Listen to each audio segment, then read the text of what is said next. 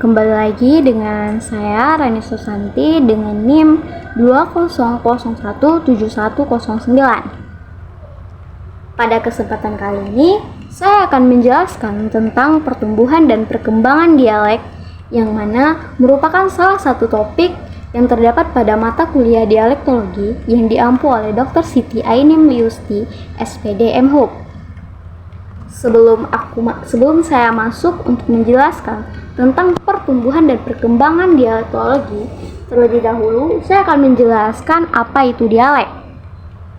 Dialek merupakan variasi bahasa yang digunakan oleh masyarakat yang berjumlah relatif serta berada dalam satu tempat, wilayah, atau area tertentu.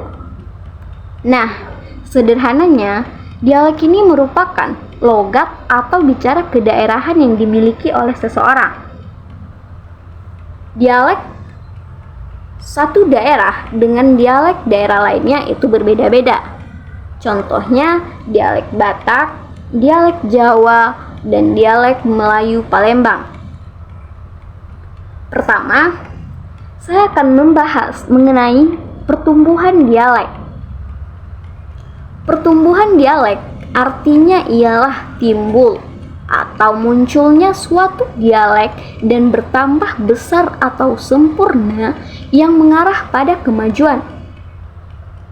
Pertumbuhan suatu dialek tersebut disebabkan oleh dua faktor, yakni faktor non-kebahasaan dan faktor kebahasaan.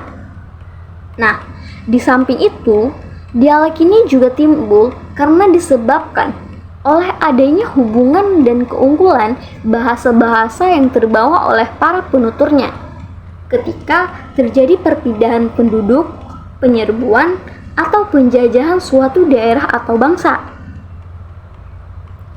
Nah, sekarang kita akan membahas tentang kedua faktor tersebut. Pertama, faktor non-kebahasaan. Faktor non-kebahasaan merupakan faktor yang memiliki peran yang sangat penting karena dalam muncul suatu dialek, faktor inilah yang menyebabkannya, yang di dalamnya terdiri dari beberapa faktor seperti keadaan alam, di mana daerah yang terpencil mempengaruhi ruang gerak penduduk setempat untuk dapat berkomunikasi dengan dunia luar, sehingga mobilitasnya cenderung rendah. Tidak hanya keadaan alam, tetapi juga ada batas alam, seperti batas politik, ekonomi, dan cara hidup. Hal ini tercermin dalam dialek yang bersangkutan. Kedua, ada faktor kebahasaan. Faktor kebahasaan yang menyebabkan terjadinya pertumbuhan dialek yaitu terdapat pada peranan dialeknya, atau disebut juga dengan dialek bertetangga.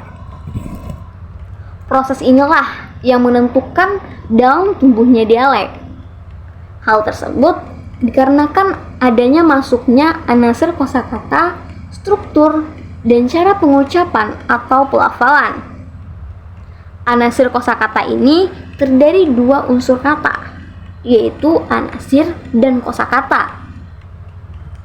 Anasir dalam Kamus Besar Bahasa Indonesia atau KBBI artinya unsur, sedangkan kosakata artinya pembendaharaan kata.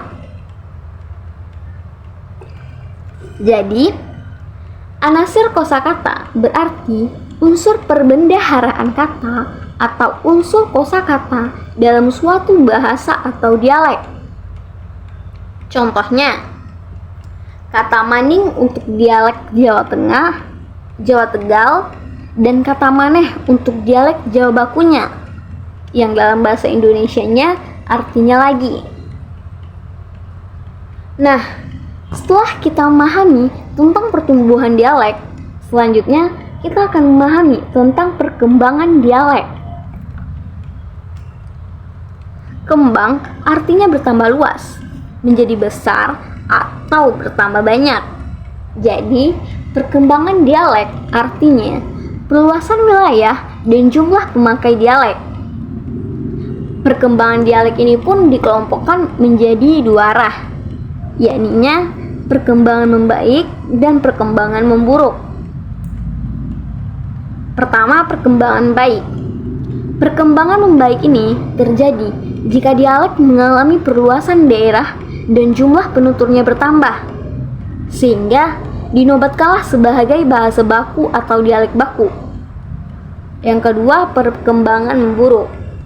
Nah, kalau perkembangan memburuk ini merupakan kebalikan dari perkembangan membaik, di mana terjadinya perkurangan wilayah memakai dan jumlah penuturnya semakin berkurang, atau dapat juga disebut dengan lenyap,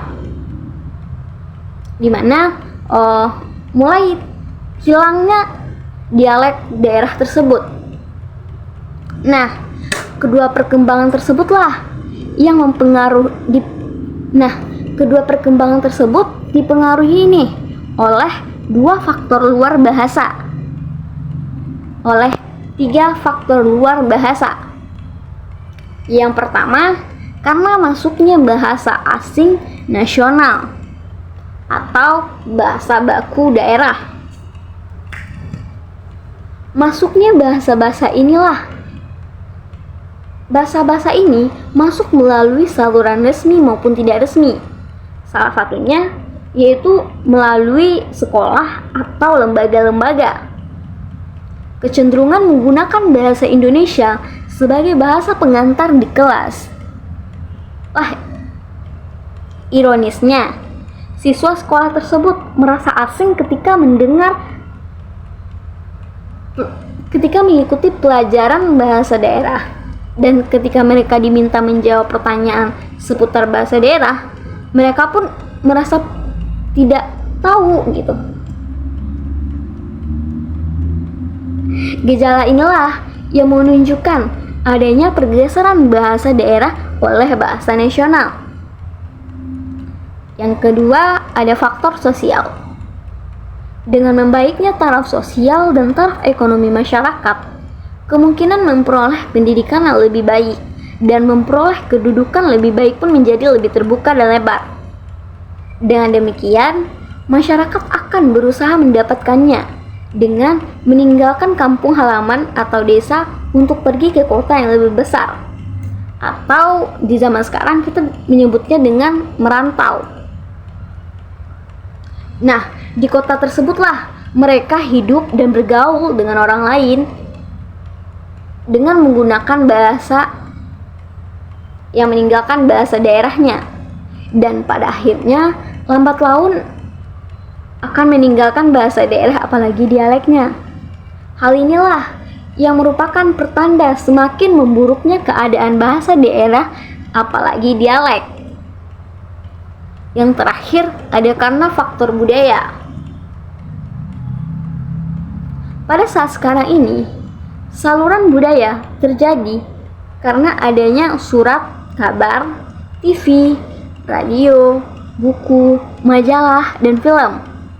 Surat kabar dan TV tersebutlah yang merupakan media yang cepat memberikan pengaruh terhadap budaya, karena informasi yang mutakhir yang dapat dibaca dan ditonton oleh masyarakat luas dari kota sampai ke desa. Peristiwa apapun segera dapat diperoleh oleh pembaca dan penonton. Oleh karena itulah, surat kabar dan TV memberikan pengaruh terhadap budaya daerah. Karena masuknya budaya daerah lain, nasional bahkan internasional. Serta tidak ada siaran bahasa daerah di TV, yang merupakan salah satu faktor yang secara tidak langsung mengharuskan orang untuk mendengar, mencoba memahami, atau menafsirkan bahasa Indonesia itu dengan kemampuan yang dimilikinya. Nah, ketiga faktor tersebutlah yang menjadi penyebab perkembangan dialek menjadi baik. Karena dengan begitu, jumlah penutur menjadi bertambah dan wilayah pemakaiannya menjadi luas. Nah, sekian penjabaran materi oleh saya tentang perkembangan dan pertumbuhan dialek. Terima kasih dan sampai jumpa lagi. Bye-bye.